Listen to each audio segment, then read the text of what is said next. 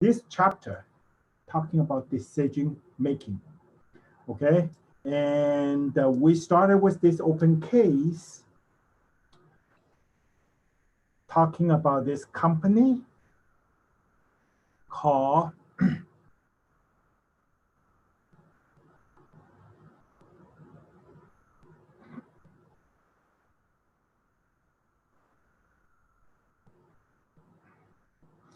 called 23andMe.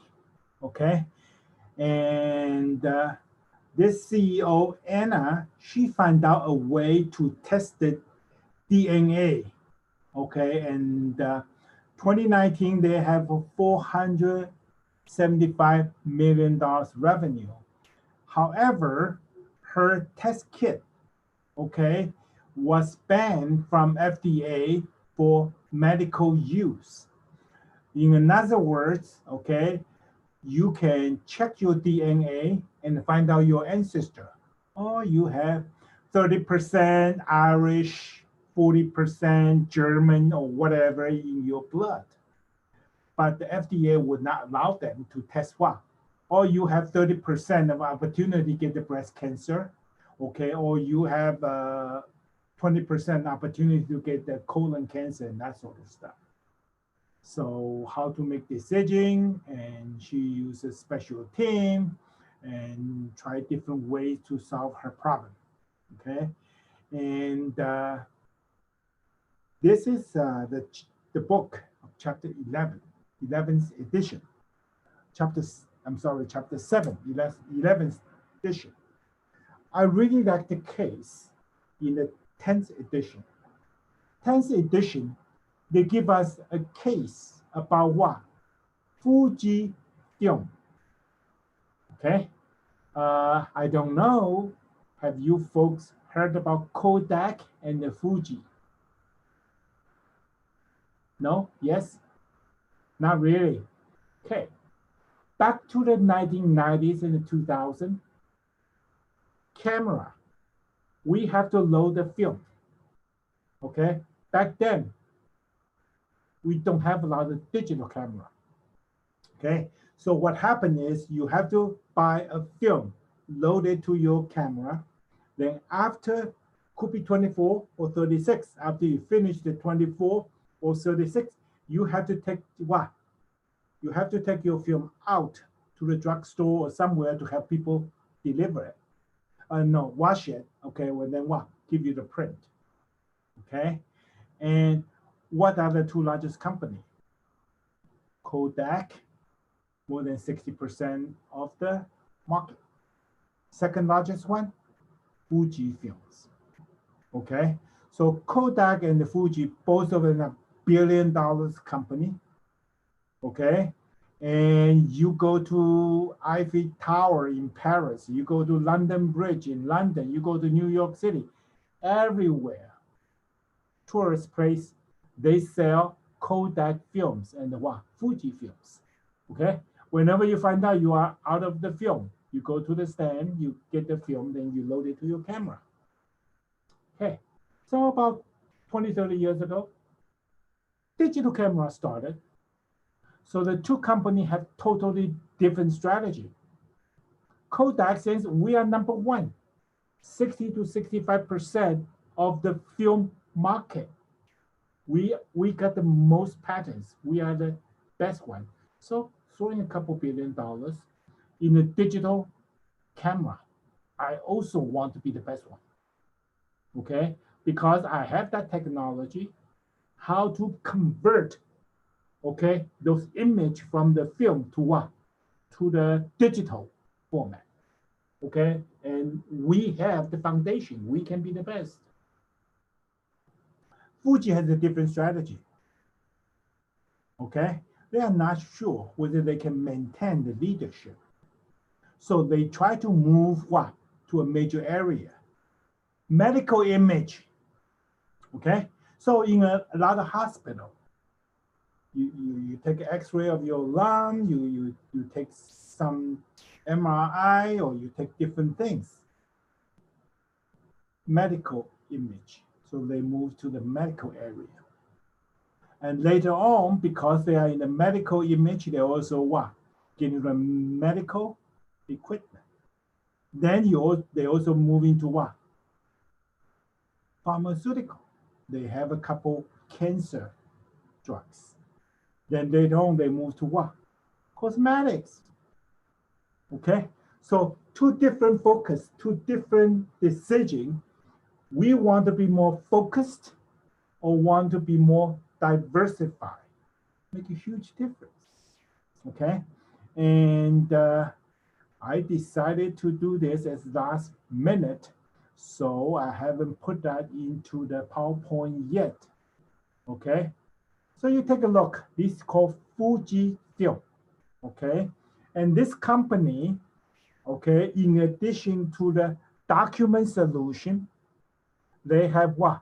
Digital image, medical image, cosmetics, okay, regenerative medicine, stem cells, and some medicine. Their current revenue, how much? $2.32 trillion. Anyone know the Japanese yen? $2.32 trillion, approximately how much US? Not precisely, but normally you divided Japanese yen by what? By 100. So we're talking about what? $25 billion. That's still very large company. How about Kodak? Okay, if we take a look about the Kodak,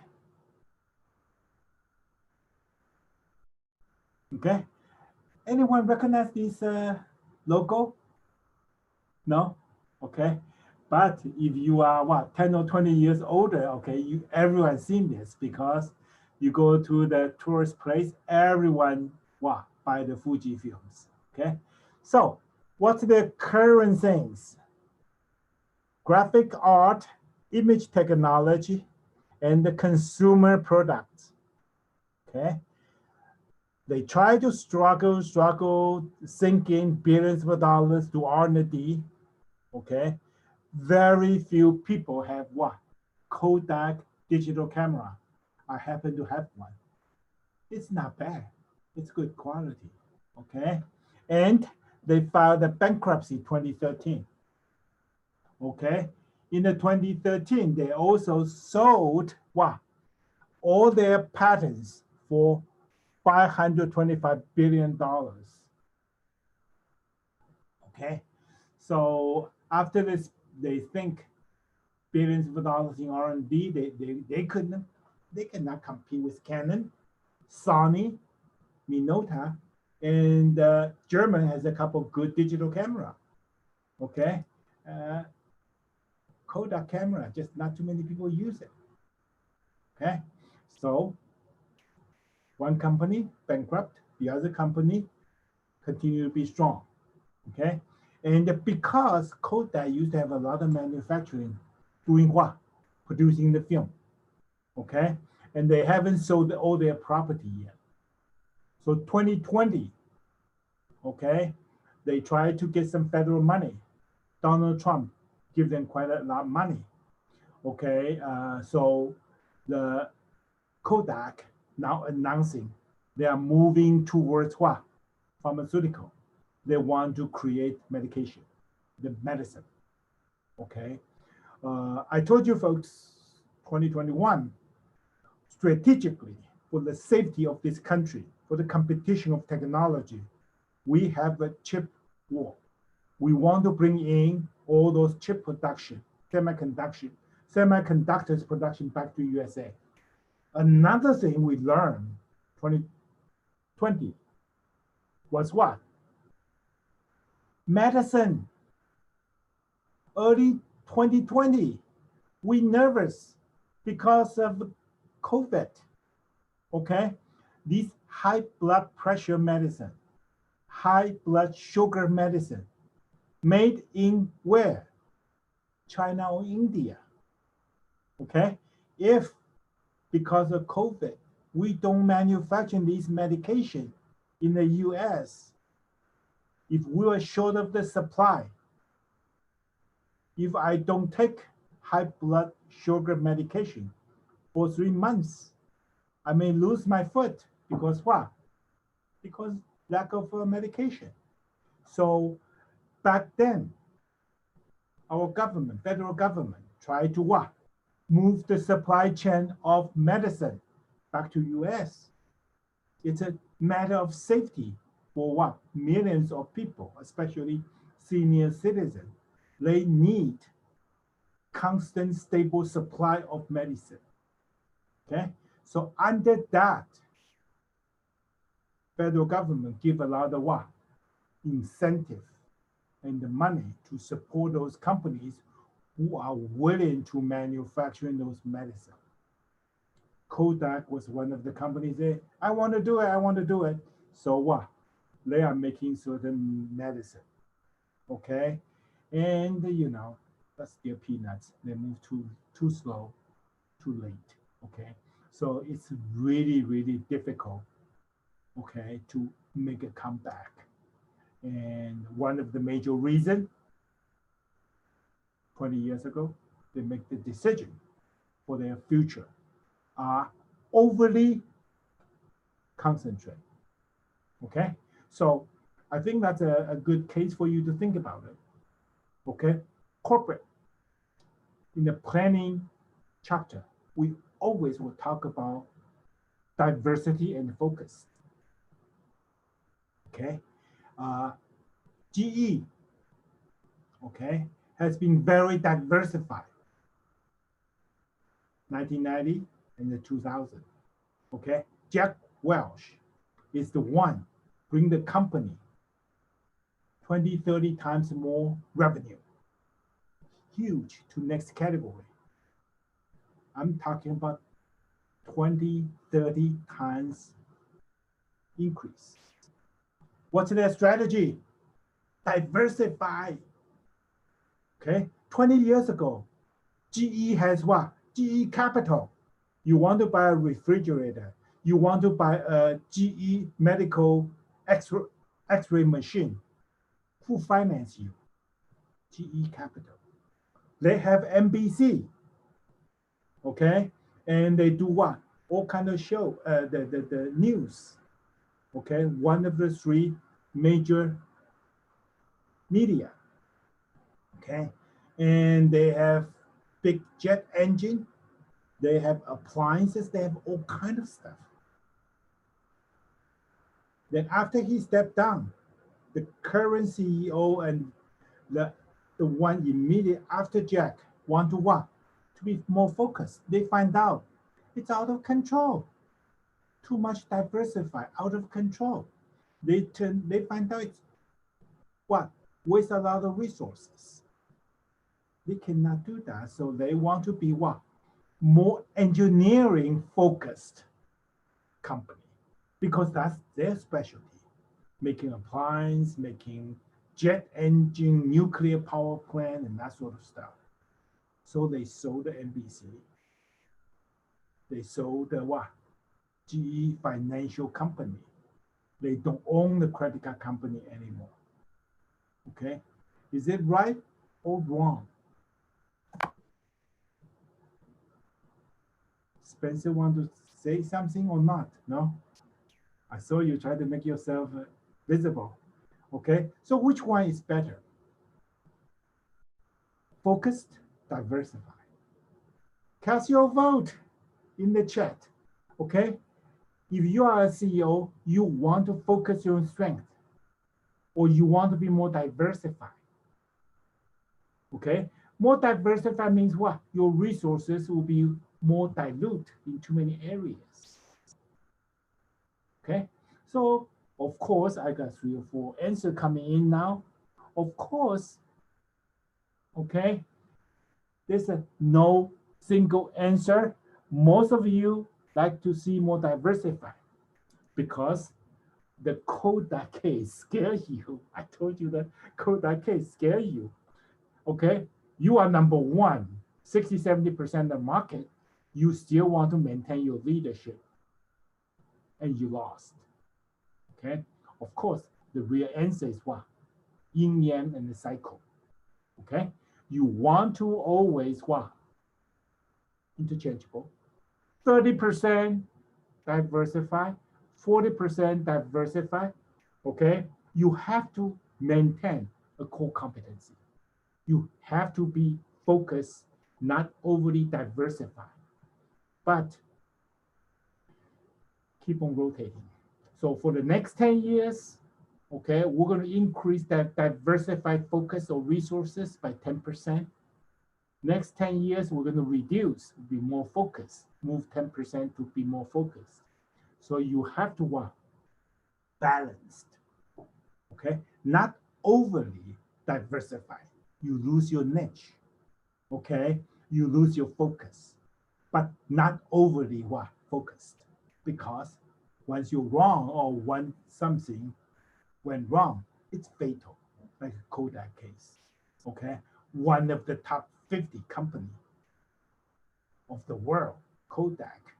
Okay, back then Kodak is no joking. Everywhere, everyone used Kodak film. Okay, and you folks, a lot of you never even heard about Kodak. I just shown you the logo. A lot of you even never see it. So you can see one fatal decision in the vision in their future can totally screw up everything. Okay, so I think in the planning section, strategic planning, we'll talk about more cases. Okay, and this chapter, chapter 7, in edition 10, we give the Fuji case. Okay, decision making in terms of more diversified or more focused. Okay, so the open case, I mentioned that briefly, but I really want you to enjoy, okay, a better case, which is the Kodak and the Fuji case. And I didn't quite finish it, okay, but I will try to do it later, okay. And section 1 of this chapter, talking about the nature of decision making, okay. Of course, we will discuss the definition about decision making. Then we'll be talking about program decision making and the non-program decision making. Then we'll talk about the number B, okay, classical model, and the number C, administrative model. Okay, so first of all, what is decision making? Okay, can you type in something? What's the major components? What's the major process of decision making? What? Decision making. Anyone? So decision making, in short, is what? Making a choice, correct? So decision making, the definition is reasonably straightforward. Of course, to sell you a textbook, we have complicated definition, okay? And you can see the process, okay? The manager responds to the opportunity and the threat by analyzing the option, making determination. They call decision making. Still very confusing, talking about opportunity, threats, options, okay? An easy way from most of the places, what? Decision making is the process of making choice. Choice, okay, by identify the problem, gathering the information, and what? Assessing or evaluate and choosing. Identify the problem, gathering the information or alternatives, evaluate or assessing it, and what? And the choosing. But the major one is what? Making a choice, the last one. Okay, but how to identify the problem, how to get the information, how to assessing that, and how to choose, okay, these 4 process, okay, are also very, very important. We'll talk about it. okay? Then in this section 1, we want to talk about program decision versus non-programmed decision, okay? And we lose another good case in this 11th edition, okay? In the previous one, 8, 9, 10, in this area, program decision making, we are talking about standard operation procedures. We are talking about UPS, okay? What's the uniqueness about UPS? What does UPS do? Deliver goods. Why they are so good? 30 years ago, a few young people started with this company using bicycle to deliver goods in Seattle, Washington. 30 years later, you see the UPS jet plane, cargo airplane everywhere. They are delivering J&J, okay, vaccine. They are doing all kinds of things. How can UPS 30 years become the number 1 company? They focusing the programming decision making, or they are focusing on standard operation procedures. So for the UPS, they has a very famous manual they use called 340 methods, quote, 340 methods. So supposedly in this book, in this manual, they give you 340 different procedures, okay? How do you load the truck? How do you drive the truck? For instance, in the 340 manual tell you, do not turn left. Always turn right, turn right, turn right, okay? Number 1, faster. You don't want to wait on the red light. Number 2, you turn left, a more probability to get what? Car accident. You have a huge truck, you turn left, not easy, but turn right. Safe, fast, etc. Whenever you find a place you want to leave the truck, you have to turn the engine off, put the key on which finger, which foot step down first. Open the truck, okay, depends your left-hand side, right-hand side. Open the truck, how to take your package, how to turn it, how to lock it. 340 methods. They hire more than 100 human engineers to design this stuff. So people can move the goods, deliver faster and safer. You follow these 340 procedures. You became a robot. You don't use your brain. You do everything intuition by embed all these procedures to your brain. You become a robot. You deliver more goods, you get more bonus. So that's how they grow, because what? They are 30%, 40% more efficient than the USPS. Okay, USPS, these are the federal worker. They drive this truck, they chat with you, they pet your dog, they say hi to you. It's not what? Not focused.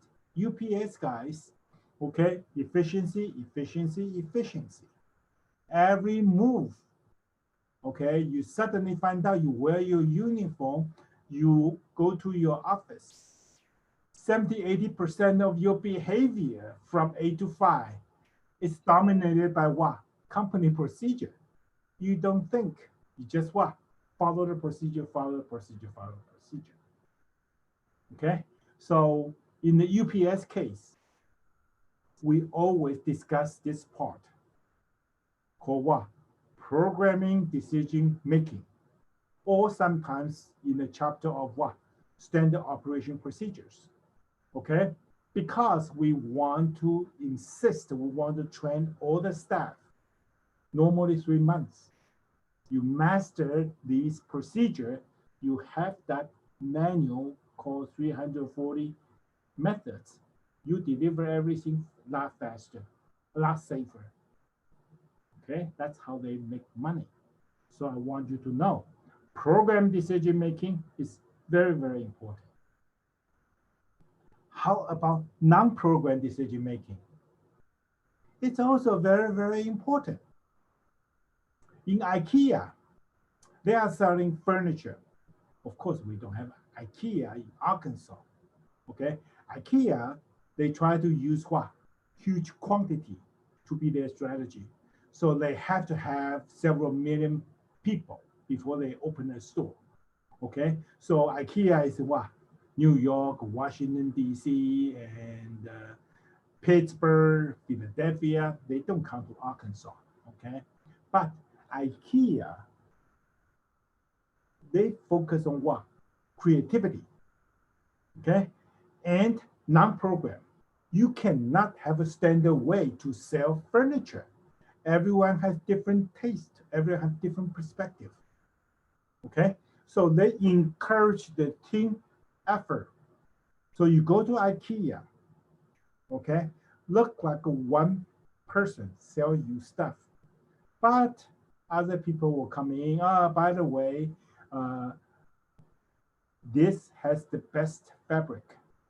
By the way, this one has the best color.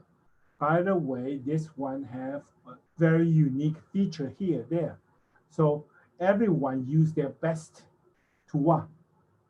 Creativity to enhance each other, then they can sell more than a lot of group bonus. So they use different way. They totally encourage what? Non-programmed decision making. They encourage what? More innovation. They encourage more ideas to move their furniture. Okay, so section 1A talking about program decision making versus non-program decision making. Both of them are important. As a business manager, you have to know certain area has to be heavily programmed. No deviation. Everyone follow the standard operation procedure. And as a manager, you have to insist that. But for certain area, Walmart, decision, the store manager, okay, for IKEA, okay, for retailing, you have to all the possible ways non-programmed, okay. A Walmart store manager in Pennsylvania would not be successful in Arkansas because what? It's non-programmed, totally different culture, totally different mindset, totally different goods. We don't sell snowblowers in Arkansas, but they do that in Pennsylvania. Okay, and we see a lot of barbecue stuff, but they may not do that in different area. And the people in the north making decision have different parameters. So can we use programmed decision making, programmed decision making approach? No. Okay, so for decision making, you have to remember, okay, you combine both ways, program decision making and what? Non-program decision making, okay? You want to be persistent to increase efficiency by systemize, by standard operation procedures. You also want to try your best to encourage what? Flexibility and innovation, okay? And both parameters are important. Maybe again, programming should be 60%, or maybe programming should only be 40%. Okay, we have a couple alumni graduate from entrepreneurship program. They opened a coffee shop, very, very successful. Okay, and the salesperson need a lot of what? Creativity to sell different coffee, to talk to customer. But a coffee maker who make the coffee, you have to be highly programmed. Okay, cappuccino, okay, or special kind of coffee. your quality should be what? Standardized. Okay? 2 ounces of this, 3 ounces of that has to be 100% accurate. Otherwise, people drink your coffee today, drink your coffee tomorrow, but tastes different. Oh, this is a bitter. That's so for certain operation of your store, coffee shop, you should be program decision making. For certain part of your store should be what? Non-program. You have to encourage what? How to increase the customer service and different things. Okay, so that's very important. Okay, so before we go to the classical model and administrative model, we talk about program and non-program decision making. Program, of course, focus on what? Routine and the repetition. Non-program focus on what? Unusual, unpredictable scenario. Okay. Then section 2, okay, after we distinguish that, section 2, we talk about classical model. Decision making theoretically easy. Okay, we list all the alternatives. We rank them, we compare them. Then we select what? The optimal solution for it. Identify, list them, compare them, and then make a decision. How easy is that? Okay, so we call classical model. Empirically, okay, so in the classical model, we have these two principles. Prescriptive principle, how to identify, list all those possible choice. Optimal principle, how to find out the best solution. Okay, so a traditional attitude for you to solve a problem is what? Try your best to identify and evaluate, use the prescriptive approach, then use the optimal approach to make a decision. Very easy. No, empirically, if we talk about it, we call administrative model. There are so many constraints for decision making. For instance, bounded rationality. Human has a constraint. Your cognitive, okay, ability has a limitation. You cannot know math and everything. You cannot know chemistry, you cannot know biology and everything. So humans' ability is limited. Incomplete. Sometimes there's no way we can gather the complete information. A lot of areas, they're going to be unknown. Okay? And a lot of solutions have what? Risk involved, uncertainty involved. So 3 and 4. And also a lot of information are very ambiguous. The last one is what? The time constraint and the resources constraint. You don't have time. There's a leaking. You have to find some contractor to fix it. Okay? Can you make a logical decision? Who is the best one according to the evaluation? Who is the best one in terms of the price? No. Whoever you can get, no time allowed for you to do that deliberation. Money is also important. You want to get information, you get more detail. It costs you money. Okay, you want to find out the German market. Should we expand the Walmart to Germany? The market study. You have to pay someone to do the market study. So resources and time. Normally in the business world, we don't have so many resources. Okay, so all this adds up.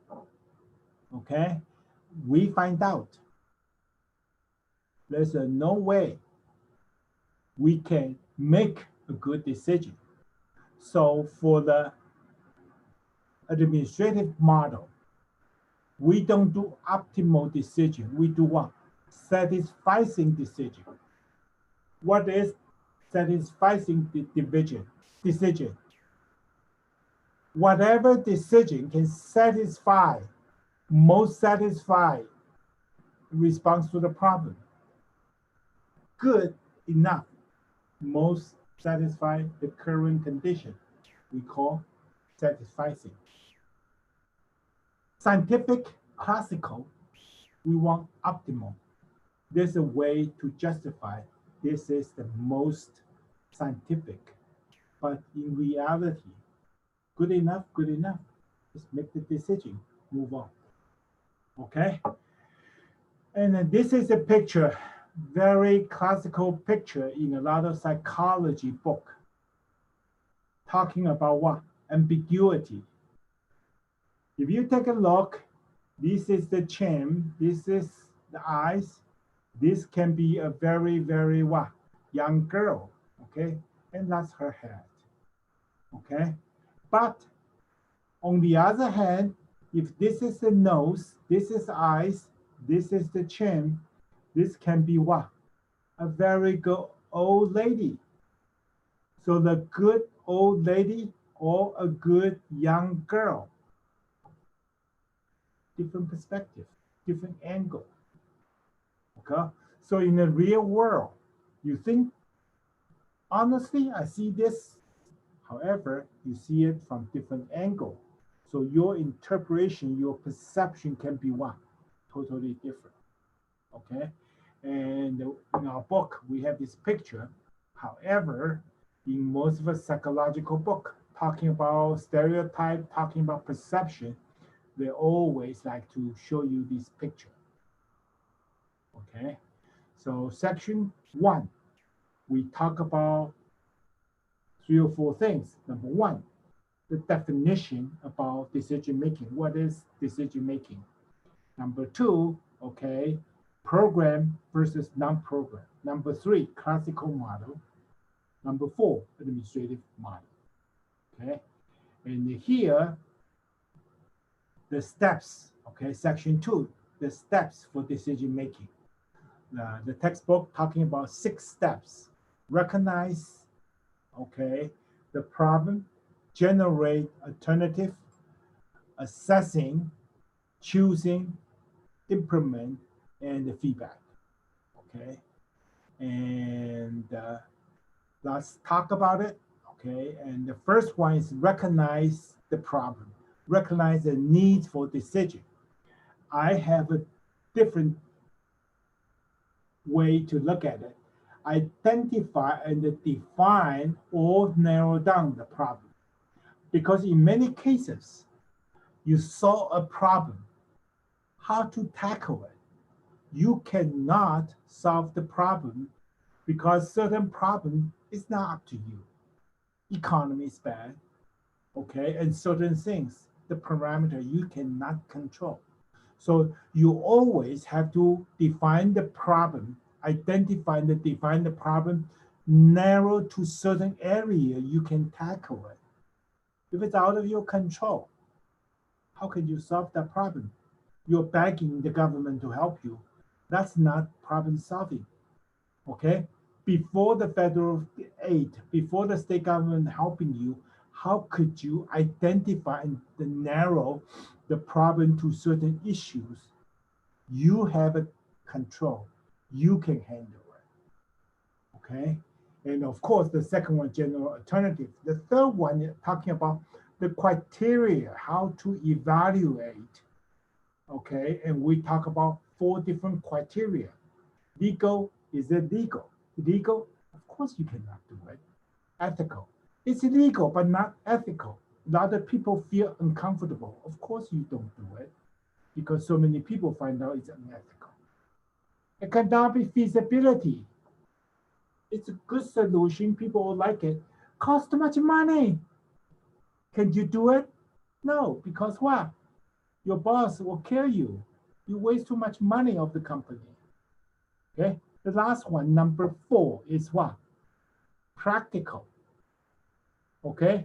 In diversity, we talk about principle for diversity. One principle called what? Practical. We have utilitarian. Okay. We have what? Practical rule. We have what? Moral rule. We have fairness rule. What is practical rule? Anyone remember? What is practical? Emma, do you remember? How about For yeah. the are you just asking what practical means or what the practical role is? Practical means Practical just means something that is like within our bounds and something that is manageable and I guess practical to reach, and it's not something that's just going to be ostentatious and something that you couldn't do. I think Nicholas, you typed something. Thank you. Practical. I teach you folks a trick. Most acceptable, least reluctant. That's called practical. Yes, Emma, you use a plain English to interpret that. I give you 2 or 3 keywords. Least reluctant, like Nicholas said, or what? Most acceptance. Okay, so if you want to make a decision, has to be legal, has to be ethical, has to be economic, feasible. The last one is what? Very few people reluctant. Most people what? Accept it. Good idea, good idea, good idea. That's called practical. Okay, so we have to have the practical rule. And in the diversity, okay, we also talk about ethics.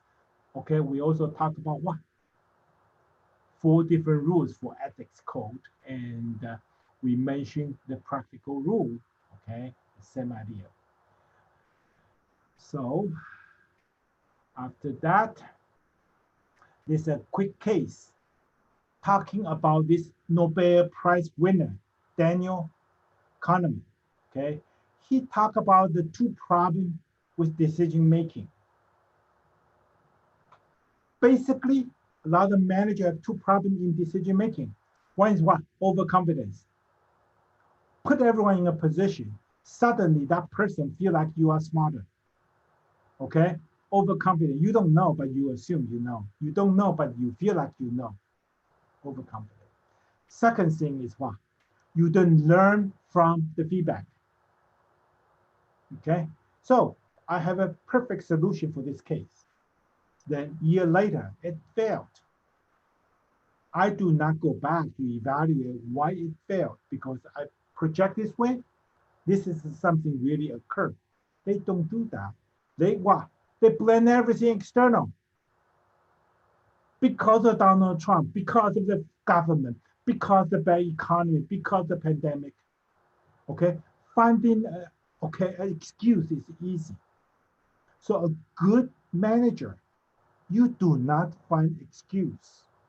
You try to compare. We saw it from this perspective. We expect this, and this is what happened. Yes, there's something out of our control, bad economy or something, but can we make a better forecasting in the future? So learning from the experiences is also important. So please keep in mind, 2 things are both important. Okay, professor teach you to make a good decision. Number 1, do not be overconfident. Number 2, always what? Evaluate. Okay, learn from it. Okay, section 3, I just want to get started so you know. We'll be talking about cognitive bias. Okay, in diversity, we chapter, we talk about cognitive, how people perceive things, how you interpret things, okay, what is stereotype. Decision making, same thing.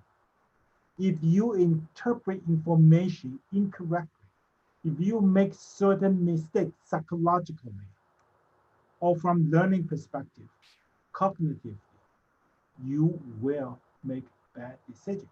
Okay. So in the previous couple of chapters, we talk about what? The psychological reason why you are biased in terms of diversity. Psychological reason why you are biased. So that's why it's not ethical. Wednesday, we'll be talking about, okay, these are the problems. You perceive things wrong. That's why you make a bad decision.